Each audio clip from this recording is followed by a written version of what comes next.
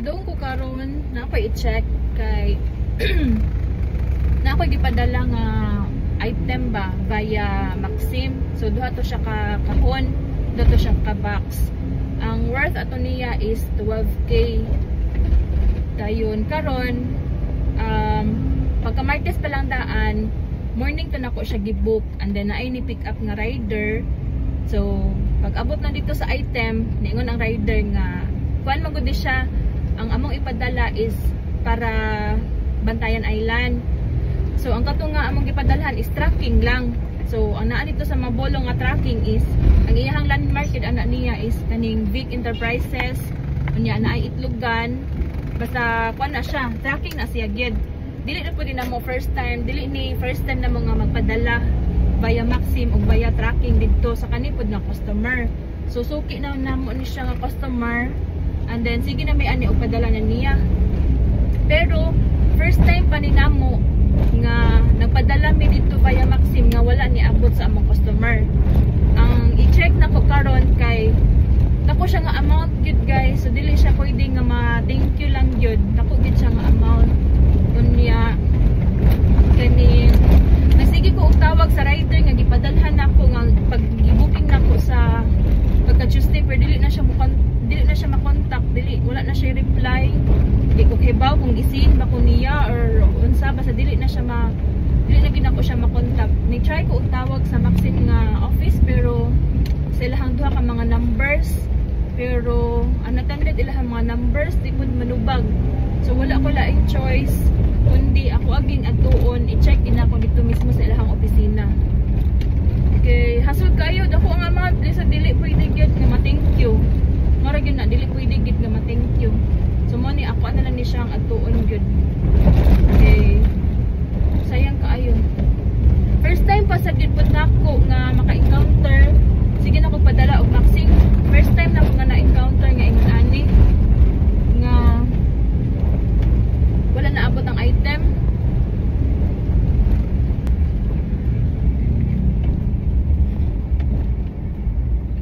Another day na sad, another hatod na sad sa eskwelahan. Reflex lang nako ning amo nakita diri sa langit nga pagka naging gabi ani is ulan gid ni siya. So pag agma sa buntag is yun ang iyang kahayag sa gawa. So maayo ka siya tan-awon. So there everyone is naabot na ang akong gi-order sa Shopee. Mga 1 week sa na akong pinaabot. Gamit kani siya sa sud sa balay kay para dili na ta kapuyon na sige og map bitaw katong traditional bitaw nga map nga kailangan pa nimo siya og kaning labhan gyud nga kamuton nimo or imong tiniilon nya hasol kaayo ba niya mag-abot pagka og pila ka adlaw pa iha pa maugga or ang kani akong gi-order sa Shopee is medyo may pagka high tech na ni unya medyo dili na gid siya hassle nga maglimpyo sa balay kay automatic naman ang iyahang mag-drain siya na siya separate nga tubig and then butanganan nimo siya og kaning sa sulod ana is butanganan nimo siya og sabon.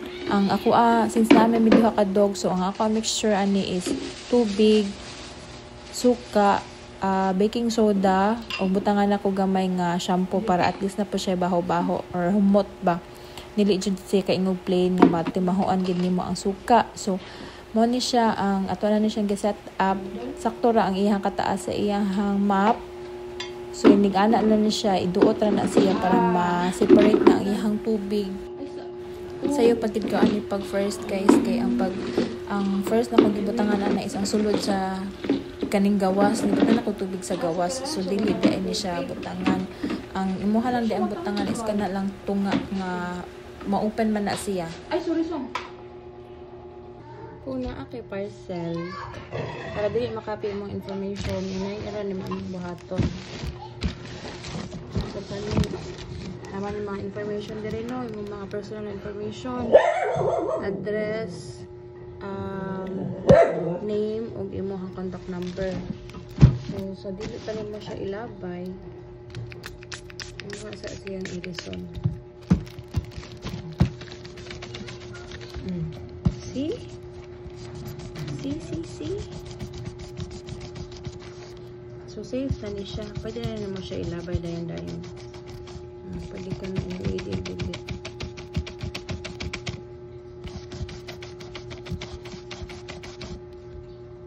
bisan pag ma-delete ni siya kung ano mo mag-delete mo siya gisipon. So delete na gyapon mabasa yung mga personal information, wala na sila makita diri. Yung buhaton is kanilang alcohol o Dinhi is lang adlaw na sa same gihapon scenario ang ato nakita gihapon sa kalangitan is hindi kaayo mata tan-awon kay kana bug medyo hayag nga na-amaze lang ko kay medyo hayag nga may pagka ayun na ta. Asa man ta? Paglakaw? Alas na ba? may gid natin mga silingan nga mga maayon no kay pakanoon kitag taman pag uli na ko sa balay so nagtimpla kog gatas kay medyo busog na gid ta sa gipakaon sa atong silingan so kanina sad gatas with turmeric. Ug pagkasunod adlaw no pud ana na napag-receive ni sa parcel ang kanina siya is importante gyapon ni siya gamit kay ni siya sa atong sa numero si Zoe sa siya balhibo sa kanahanan gid siya na stream every 2 months ang karaan ni gigamit na para shaver sa iyaha is habulan na gyud kay mga 2 years na pud na mo gigamit so nag-order gihapon ko sa Orange nga app unya naabot na siya and then na-amaze ko kay lig-on lang nilang razor mailhan na gid mga lig-on lang razor unya daghan siya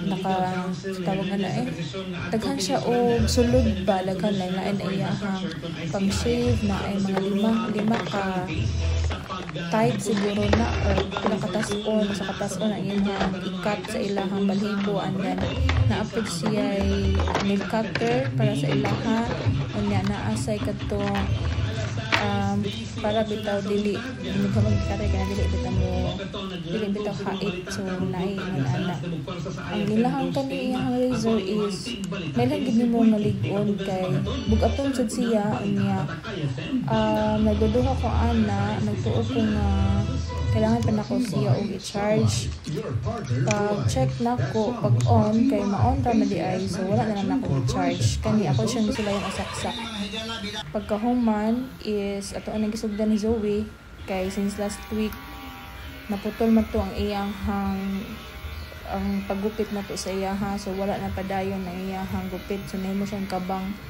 karon pag abot sa razor ako ana siyang gidali-dali og gupit so ako na siyang gigupitan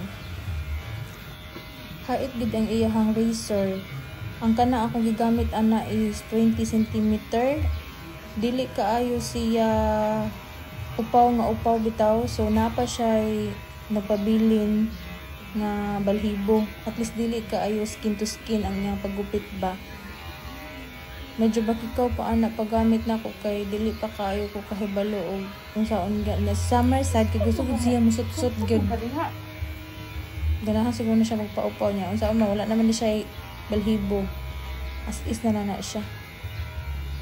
Backstory guys is kani si Zoe dili gid ni siya magpagupit sa una amo na lang siya isulod sa kana bitaw sa kubag bitaw or eco bag guntingan namo para sa iyang tiil-tiil bisag unsa on dili gid ni siya magpagupit kay ang sa una manggod is amo na siyang dalaon dito sa mga shop gyud unya mahal kaayo ang pagupit nila 500 to 600 na kaniniya nga iyang depende man sa weight good magdepende man sa timbang sa iro kung pila ang ilahang i-rate sa pag-groom so sa size ni Zoe mga 5 kilos 5 to 6 naman siya so ang iyahang bayad anak niya is 500 to 600 gid na so imagine every 2 months ka magbayad o 500 to 600 whereas kung mapalit na lang kag razor mag-DIY na lang ka sa inyong balay same sa anang akong gibuhat is makatipid jud ka kay ang razor nga ako napalit is ang before 500 ka apil na ang shipping and then ang karon ang medyo kuan na siya professional na siyang razor daw ang gibutang is nasa almost 800 pero lig-on na gid siya ma-feel gid nimo matanaw gid nimo sa item nga lig-on gid ang item so mas madugay pag gid nimo siya og gamit at least kana naka-save dako na kayo og saving kung mag-DIY ra gid sa balay.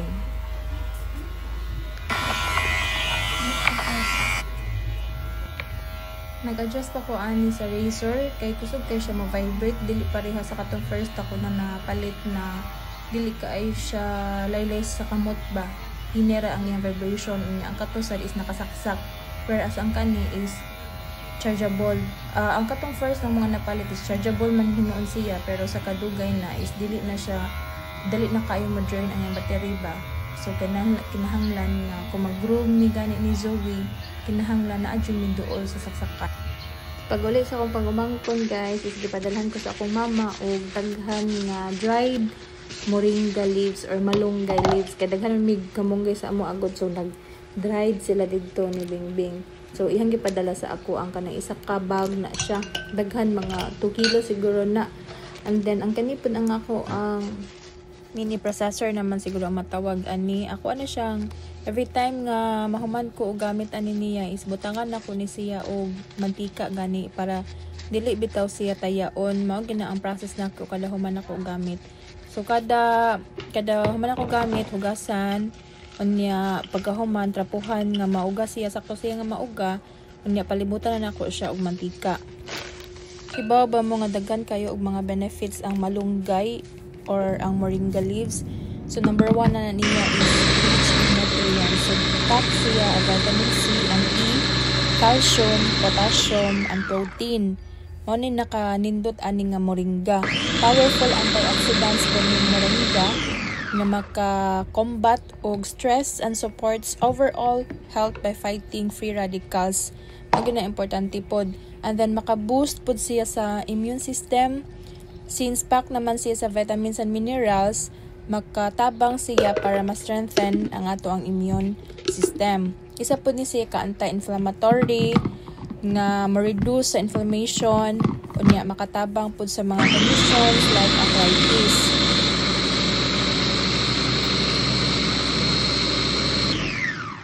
Isa sa dakong tabang po ang moringa, mga makaprevent siya sa constipation kung maglisod mo o paggawa sa inyong mga hugaw. Makapromote ni siya sa gut health. Perfect po ang malunggay leaves sa mga diabetic since makalower ni siya, makatabang ni siya para malower ang blood sugar level sa isa ka tawo. Maka-improve po ni siya sa skin and hair health. Tungod sa iyang daghan na nutrients, makapromote ni siya ang glowing skin and stronger na mga buhok. Maka-support po ni siya sa brain health since namin siya compound nga maka-improve sa memory ug ang cognitive nga function. Dali ra pod ni siya himuon unya dili sad ka maglisod ani mag-store. Ibutan nimo lang ni siya og container kanang sarado lang gid siya, nalang gid siya sarado. And then pwede na nimo siyang gamiton time to time. I-add ba na nimo sa mga sabaw, mga teas, smoothies or maghimo kag smoothies or bisag unsa nga mga baked goods, pwede ganyan nimo siya ibutang sa mga baked goods nimo. Kung nakita ka og natural way para ma-improve ang imong overall nga health, perfect ang dried nga malunggay leaves nga imong sulayan. Additional info, ang malunggay leaves have 7 times more vitamin C than oranges, 4 times more calcium than milk, and 4 times more vitamin A than carrots. Aside sa mga lain nga mga tanom, ang malunggay leaves is a great source na siya kaya nag-contain na siya og 9 ka-essential nga amino acids. Unya rich po ni siya sa iron nga makatabang pag-combat og mga anemia, potassium, good for heart health, and magnesium. Sometimes ang malunggay leaves is called the miracle tree dahil siya. Nganong gitawag siyang miracle tree tungod kay kada part sa iyahang pagka-tree is naagyoy gamit. Very useful gikan sa iyahang dahon hantod sa iyahang mga roots hantod sa iyahang flower. O ginagamit na pod nini siyang malunggay leaves or moringa centuries ago pa in traditional medicine in Asia, Africa, and Latin America. Dinhin gapita is gisugdan na nako og sulod ang mga gagmay-gagmay na nga malunggay leaves sa ako ang empty nga tea bags since naman tay order, so nanatay na book nga order.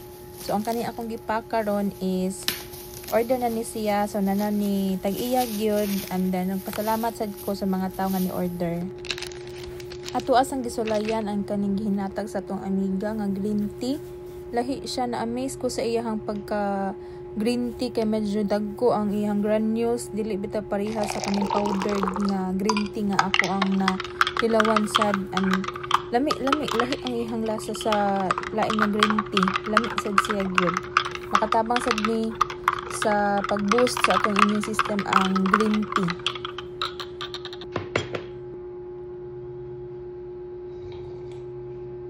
Ay, kabiskot ini. Ako lang ning i-highlight ang among iro diri no nga kada adlaw, kada buntag magani siya magsigisuroy-suroy. Unya magbilin ba ni siya bomba o ihi, anhan gid ni siya mangihi sa mga ligid sa sakyanan.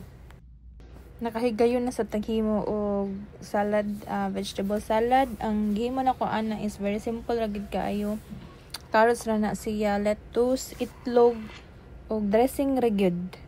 Update ko regarding sa Maxim nga incident na okay na ni siya kay katong nga time na padung na gyud unta ko nana ko dool na ko sa boundary sa isa ka city. Ni chat ang akong customer nga na-receive na niya ang item. Happy ra sad kay since walay reply ang taga Maxim, at least naabot ra dito gyud ang item.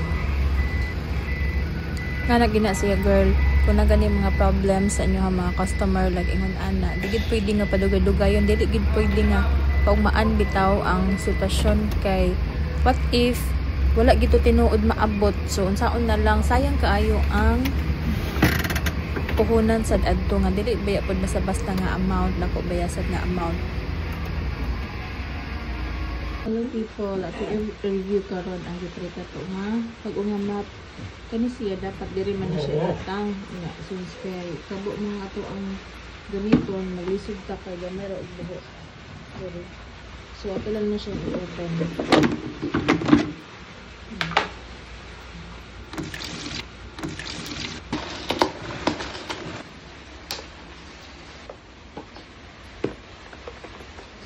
Pagka magbutang ato og tubig, imuha na siyang ipatuyok-tuyok sa iyahang katubit ng iyahang murag lawas, and then pwede na nimo siyang i-map na. Ang kaganahan ako ani nga map, dili bitaw kaayo siya basa. Makita nimo nga ang iyahang tubig is kung unsa ra gyud space nga naa dito sa iyahang map, so mao ra sad ang mabasa niya ba. Unya, hindi ka human nimo ana og map, mailhan na nimo kay ma-separate ang iyahang tugang nga tubig ug sa katong limpyo nga tubig. So kana siya is ako ana na siyang ginahinayan og map, and then ang sige sad kog patuyok ana para makuha gid ang iyahang mga bulig. Gamay ra na siya nga area nga mo ang sa gawas, pero na-separate ang iyahang kini. Mao na siya ang hugaw nga portion. Ano yung hugaw nga tubig. So atong ablihon ang kanang sulod para makita ninyo ang diferensya. See?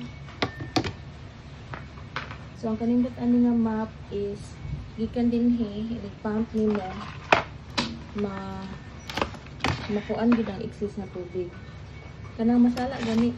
So ang dinhi is kani ang katong puti na tubig, malhan yung mga direta nagbutang og tubig ganina, unya na separate ang iyahang hugaw. So kani imuharan ni siyang ablihon dinhi para mugawas ang iyang hugaw nga tubig. Kani. So imuha na siya yung open para mugawas ang tubig.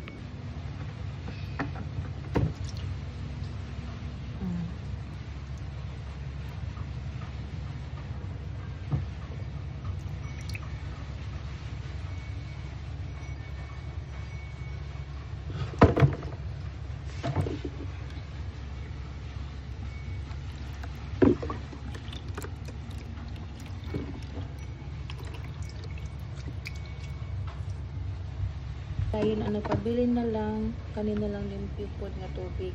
Para yung sunod yung mga map, maurag hapon. So, iwad na ito ang after niyo mag-map. Since klase, walay klase yung mga students sa suspension sa Baguio, na atay mga errands or mga personal na business ng Lakaw, so medyo bisita, and then sa iyo din yung Lakaw, ay mandili kayo sa iyo mga 9, siguro ng Lakaw sa balay. Karon kailangan kita og energy, kanikaon ta taman gid guys kay medyo gutom jud ang ani. Asa smile? Asa man smile ni mo oy? What's that? Look.